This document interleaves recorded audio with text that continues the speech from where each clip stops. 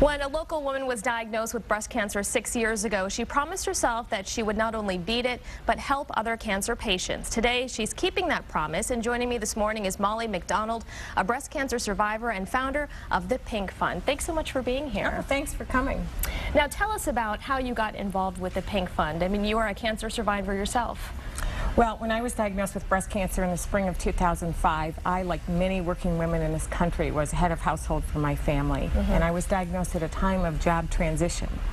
And my diagnosis took my career on a detour, basically on the off-ramp, for about 6 months while I underwent treatment. And during that time, without my income and the addition of a COBRA payment of $1,200 a month, our family went into financial freefall. And within 4 months, our home was in foreclosure. And within 6 months, I'm standing in line at a local food bank. And you started Pink Fund to help people who are actively fighting cancer. I did. I began to look at the breast cancer world and the early detection and the hope for the cure, which I call the bookends of the disease. And in the middle are all the bound stories of the thousands of women diagnosed annually whose families are really fighting to just maintain some kind of basic standard of living. They have added medical expenses, but when they lose their job or when their side effects are so acute that they cannot work, they become in trouble very quickly. And a part of all of this campaign is this dress here. Pinky.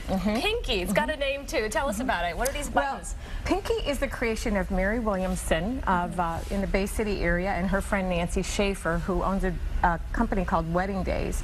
And Mary's grandmother had breast cancer. She wanted to help us raise money. So she had decided, based on a project she did in college, where she sewed thousands of buttons on a dress, that she wanted to sew 10,000 pink buttons on this gown.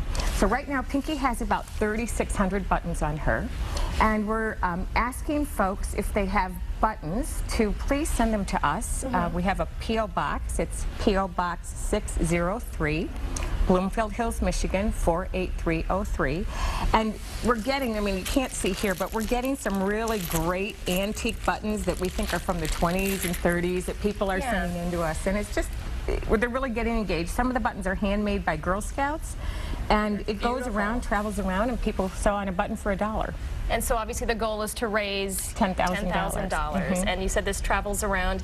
And if there's one just real quick message you really want to get out there, obviously I was reading about you and you had several clear mammograms, right? And then after, what, 13 years? Right. Yeah. So your message to folks out there? Well, I mean, obviously get checked annually, particularly after 40. And I think for us, when you need help, I mean, if you really do lose your job or you're too ill to work, then the Pink Fund, our application is online at our website. And tell us that website real quick. The website is thepinkfund.org. Okay, we're going to have a link on our website, WXYZ.com. Thanks so much for being here. Thank you for having me. Michael